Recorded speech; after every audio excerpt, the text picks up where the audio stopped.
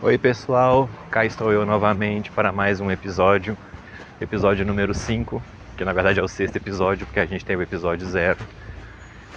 Eu já gravei ele uma vez, vou gravar de novo, tá? E hoje é um dia frio aqui, de agosto. Hoje é aniversário do meu filho, ele está fazendo 7 anos. E tá um dia bem nublado aqui em Belo Horizonte, apesar de não ter chuva, mas tá bem nublado e bem frio. Se chover vai ser uma bênção. Tá ventando bastante, conforme vocês devem estar percebendo pela microfonia, né? Pois é, mas a nossa parada aqui ela é assim mesmo. Ela é rústica. Ela não é preparada, cuidada, nem nada. É o áudio bruto mesmo. Então vamos que vamos. Dessa vez eu vou gravar de novo um podcast aqui, que eu já gravei, já mandei e deu errado. Tomara que dessa vez dê certo. Hoje eu vou falar a respeito do Dota, que é uma modalidade do jogo Warcraft 3, e de como ele influenciou os outros jogos do mesmo estilo e também os jogos de RPG, desde que ele surgiu mais ou menos ali no começo dos anos 2000. O que é o Dota? O Dota é um mapa específico de um jogo de batalha do Warcraft 3. O que é o Warcraft 3? O Warcraft 3 é um jogo de estratégia em tempo real, no qual você tem pelo menos dois lados combatendo. Pode ser o jogador contra o videogame, um jogador contra o outro, 3 jogadores cada um por si, 4 jogadores cada um por si, ou fazendo times de 2 contra 2 e por aí vai. Dá para fazer o jogo até com 8 jogadores, se eu não me engano, ou 10.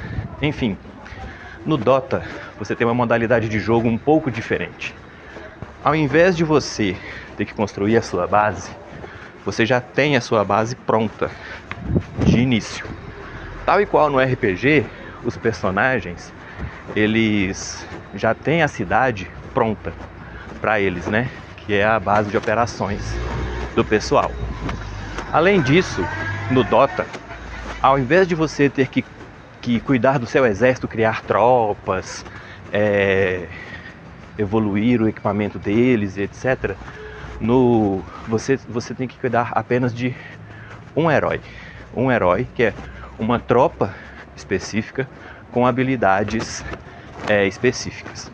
Isso casa muito com o conceito de personagem, porque feito nos RPGs, os heróis do Dota, eles têm uma base de habilidades.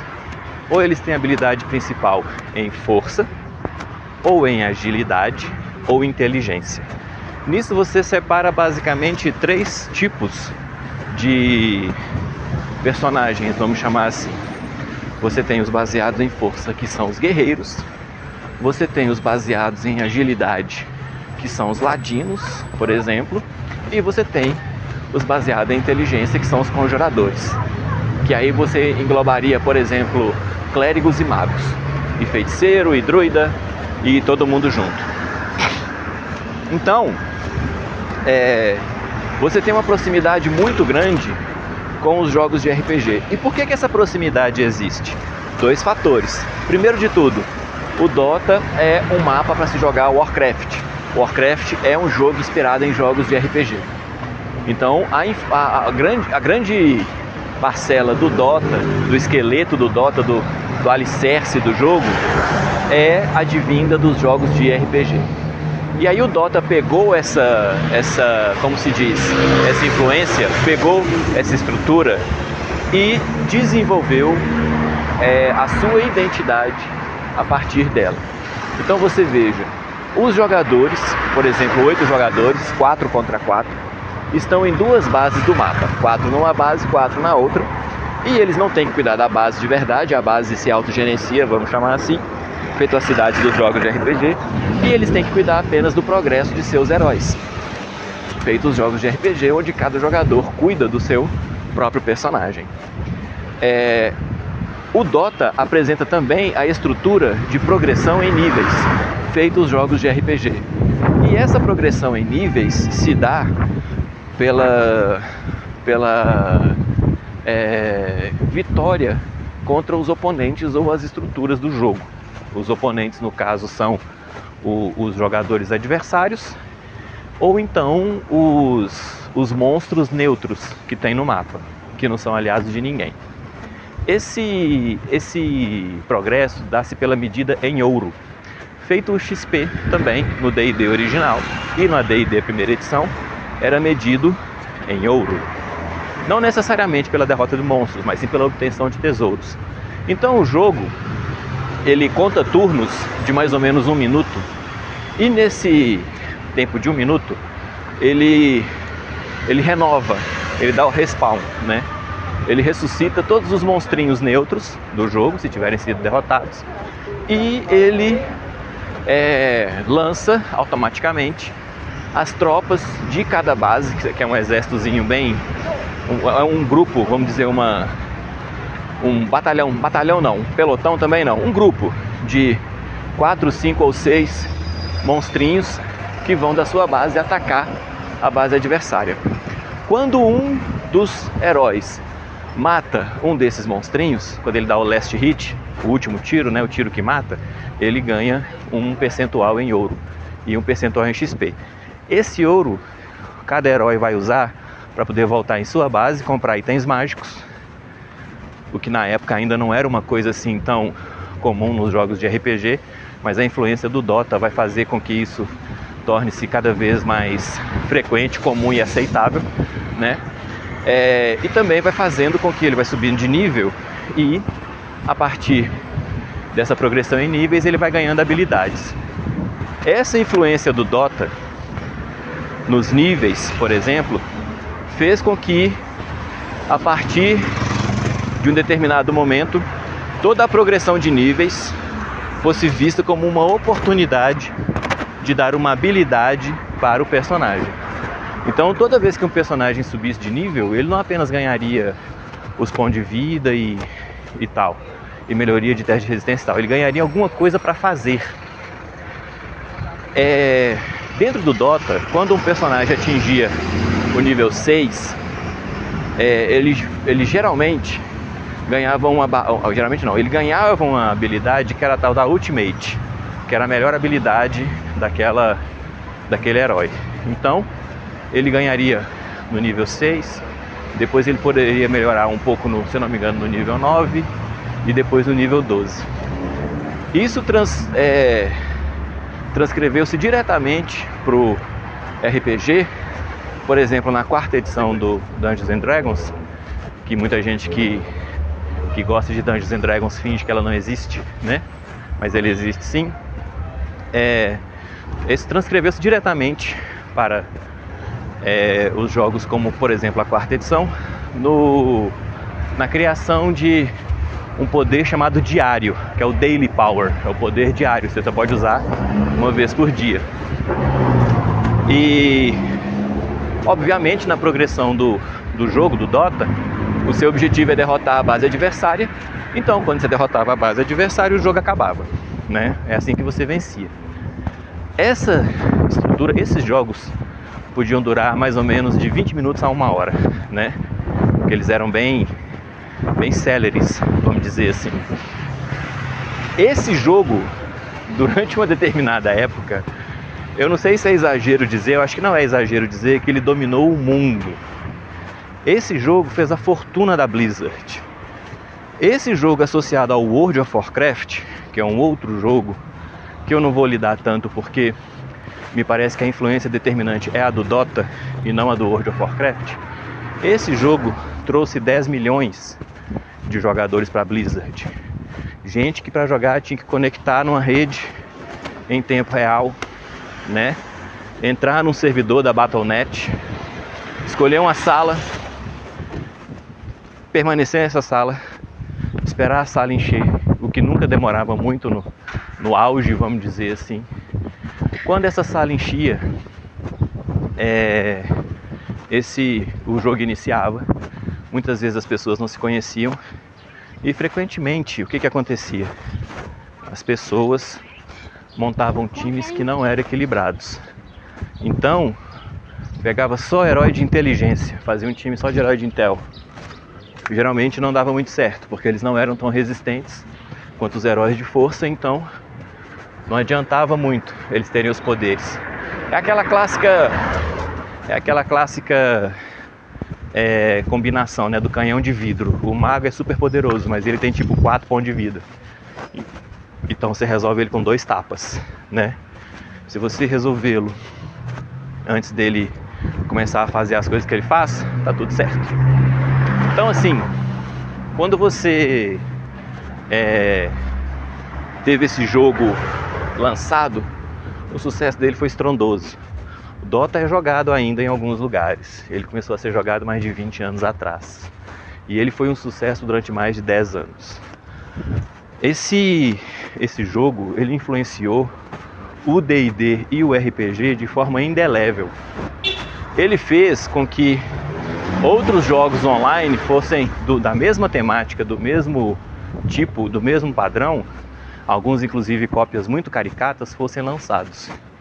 Um jogo que foi lançado é o D&D Online, Dungeons & Dragons Online, que copia muito a estrutura do Dota. E onde que o Dota brilhou? O Defenders of the Alliance, acho que é isso. Of the Ancients, aliás, Defesa dos Anciões, o nome do mapa, né? Acho que é Ice Frog, o nome do jogador que desenvolveu o mapa. Onde que esse jogo brilha mesmo assim? Esse jogo brilha na maneira em que ele centralizou as atenções dos jogadores de RPG. Porque se antes você tinha influências das mais variadas mídias, esse jogo capturou as influências todas basicamente para si. Então as pessoas jogavam muito isso e geralmente aceitavam tudo o que vinha desse jogo como sendo a melhor referência possível. Ele virou o paradigma do pensamento em imaginação e fantasia. E quando um jogo consegue isso, o que ele faz é que ele não apenas influencia, mas ele molda mesmo, ele modifica a maneira como as coisas vêm sendo feitas. E isso foi gritante no RPG. Essa influência foi absurda dentro do RPG. E isso pode ser observado das diferenças entre um personagem de 3ª edição e um personagem de 4ª edição. A 3ª edição do D&D foi uma edição que foi lançada antes do Dota, em 99. O Dota, se eu não me engano, é 2000. E a 4ª edição, se eu não me engano, é 2007 ou 2008. Isso faz com que a 3ª edição praticamente não tenha, nem a 3.0 nem a 3.5, praticamente não tenha traços vinculados ao Dota.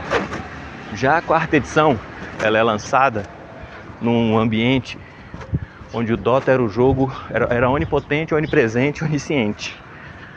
Se vocês pesquisarem as artes que derivaram da 3ª edição, oriundas da 3ª edição, vocês verão aquele simulacionismo de um mundo de fantasia limpinho, mundo medieval limpinho, que é aquela arte colorida, com tons suaves, pastéis, né?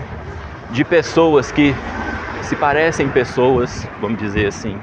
Então tem um que parece caucasiano, tem um que é negroide, tem um outro que é ariano, tem um ou outro de tal e tal e tal etnia. E os vínculos são fáceis de se estabelecer, né? O jogo estava tentando o quê? Se espelhar nas pessoas ao redor do mundo. Então uma pessoa que tivesse os traços típicos de um japonês, haveria um personagem com esses traços para que aquela pessoa se identificasse. Então, por assim foi o jogo, né? E todas as pessoas eram humanas, vamos dizer assim, né? Os elfos se pareciam tanto quanto com os humanos, os halflings também, os gnomos, né? Porque são todas derivações. Então, a ideia é que os personagens se espelhassem nos jogadores, nas jogadoras, no público, né? E tivessem como, vamos dizer assim, espelhar ou agregar em torno de si um mundo de fantasia tradicional, clássico, previsível e etc. né? E a partir de suas habilidades, seus poderes e itens mágicos, pudesse deixar sua marca nesse mundo de fantasia. O visual da terceira edição é basicamente esse. O visual da quarta edição não tem nada a ver com isso. Nada. Nada. Os livros básicos da terceira edição, eles foram lançados como se fossem aqueles livros místicos antigos, com capa, simulando a estrutura de uma capa de couro, um livro, um tomo de saber antiquíssimo, um grimório, um negócio assim. Os livros da quarta edição, eles têm estampados na capa, os livros básicos, têm estampados na capa a imagem de 2 heróis.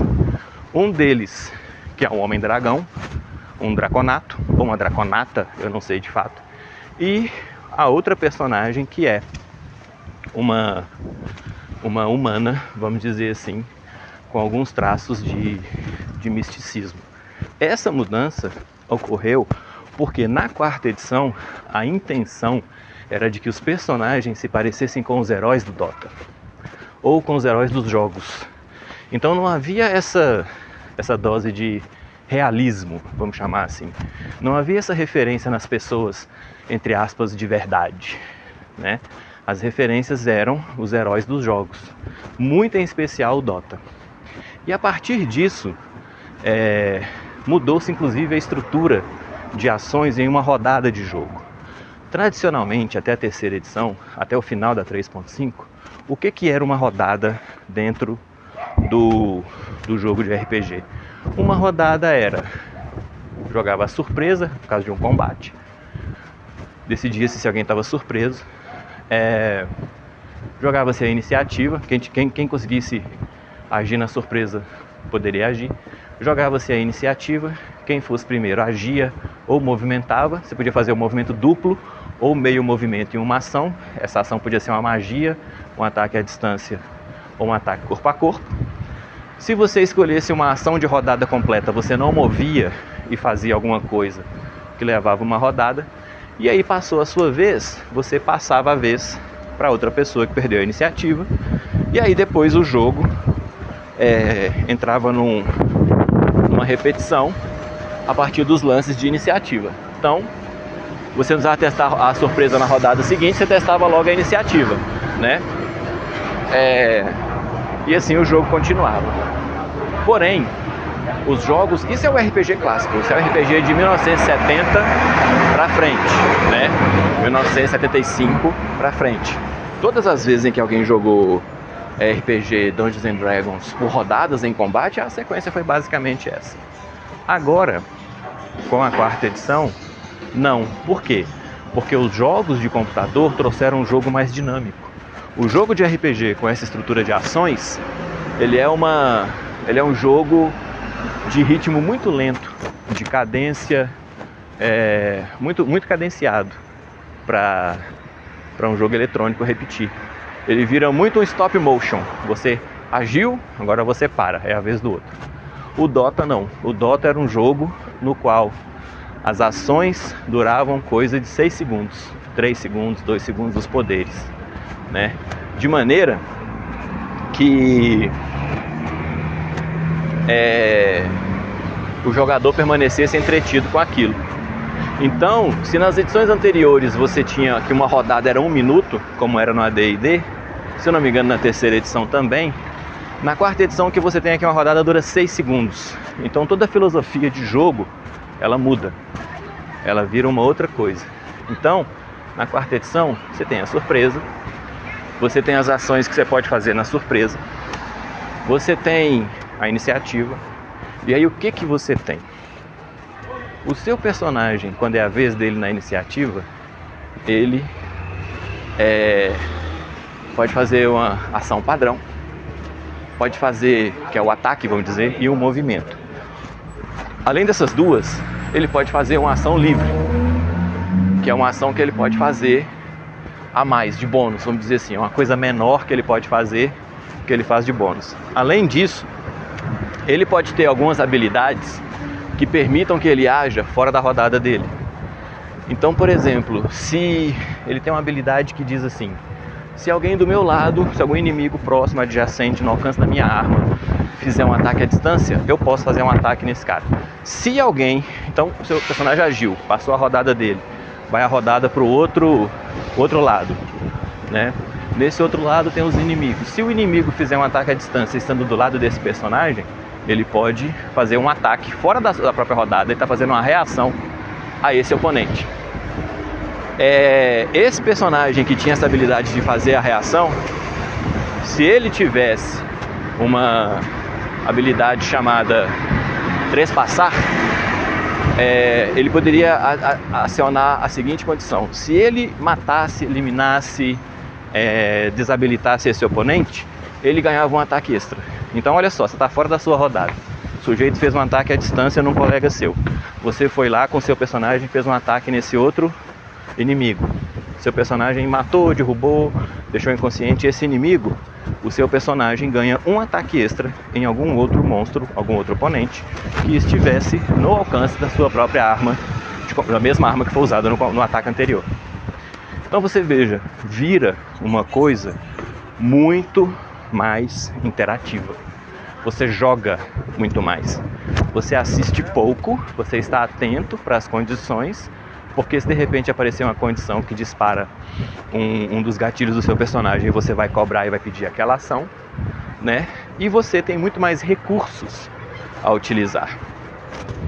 Isso tornou o jogo, vamos dizer assim, elevou o nível de poder do jogo e essencialmente transformou o jogo em um outro jogo. De repente, inclusive, enquanto os jogos de antes da quarta edição buscavam uma interatividade que era grande para as cenas fora do combate, de repente o que você tinha na quarta edição era um jogo totalmente dependente do combate, porque era onde você ia expressar os poderes do seu personagem. Por quê? Porque é um jogo influenciado drasticamente pelos jogos de videogame, pelos jogos de combate. Por um jogo específico, que é o Dota, que era um jogo que era uma sensação grande na época em que foi lançado e nos 10 anos seguintes, 10, 15 anos seguintes. Então, o jogo, enquanto os jogos de D&D, desde sempre, vamos dizer assim, né, não necessitavam de um tabuleiro e de miniaturas, não é que você não pudesse utilizar, você poderia enriquecer a experiência, seria um a mais, né? A partir da quarta edição, o que você tem? O jogo depende do tabuleiro, porque você tem que medir as distâncias, tem que medir as áreas de efeito. Então o combate, ele demandava a existência de tabuleiros e miniaturas. E como todas as habilidades dos personagens são voltadas para o combate, não tinha muito o que se fazer a não ser comprar o tabuleiro e as miniaturas, né? Ou improvisar. Você poderia pegar uma cartolina, fazer um quadriculado à mão mesmo, usar a tampinha de garrafa como sendo as miniaturas e tudo, mas você precisaria sim dessa estrutura para apoiar o jogo. Então, o que a gente tem é que enquanto o RPG influenciou os jogos eletrônicos durante décadas, né, essa influência foi de mão única em grande parte. E aí, de repente, surgiu essa outra modalidade de jogo, que é o Dota, e essa modalidade influenciou de volta, virou a maré, vamos dizer assim, né? Virou a maré dessa influência, dessa carga, né? Em sentido contrário. Então, quando você pegar você que está aí jogando um RPG recente, que quer ser um RPG recente, né, dos anos 2020, saiba que esse jogo foi muito influenciado pelos jogos eletrônicos do século 21. Não só nesses fatores de mecânica que eu comentei, mas também em muitos outros. Por exemplo, em aspectos visuais. Se antigamente a mídia eletrônica não conseguia replicar os cenários vívidos que vinham desenhados nos livros de RPG, hoje o que nós temos é o contrário. Hoje o que nós temos é que os jogos eletrônicos têm uma estrutura de apoio em imagens, conteúdo gráfico muito, muito, muito superior àquele presente nos livros publicados para jogos de RPG. Além disso, a gente tem hoje a inteligência artificial que está compondo essas ilustrações e, na maioria das vezes, está justamente utilizando as publicações anteriores, né, o histórico humano, né, de arte, para poder definir a sua própria arte. Então, o avanço tecnológico, ele propiciou essas mudanças, umas para melhor, outras para pior, em um jogo que tipicamente era realizado apenas com imaginação, papel, lápis, borracha. Hoje em dia, esses jogos são muito mais orientados a partir dos equipamentos eletrônicos que os suportam, né? Então hoje, se a gente tem um Roll20, se a gente tem um Discord, se a gente tem uma mesa eletrônica onde jogar um RPG, essa tecnologia surgiu derivada dos jogos eletrônicos. Então, por exemplo, enquanto nós estávamos na pandemia, que nós não podíamos nos encontrar e jogar e ser feliz, né? O que nós fizemos? Nós buscamos esses recursos eletrônicos para poder continuar seguindo em frente. Essa possibilidade só foi possível a partir do momento em que nós tivemos o avanço tecnológico dos jogos eletrônicos, dos RPGs eletrônicos, vamos chamar assim, né, que propiciaram essa alternativa para o RPG de mesa. Enfim, tem muito mais que eu posso falar a respeito do assunto, mas eu acho que por agora tá bom. Eu agradeço todo mundo pela paciência e é isso. Até uma próxima.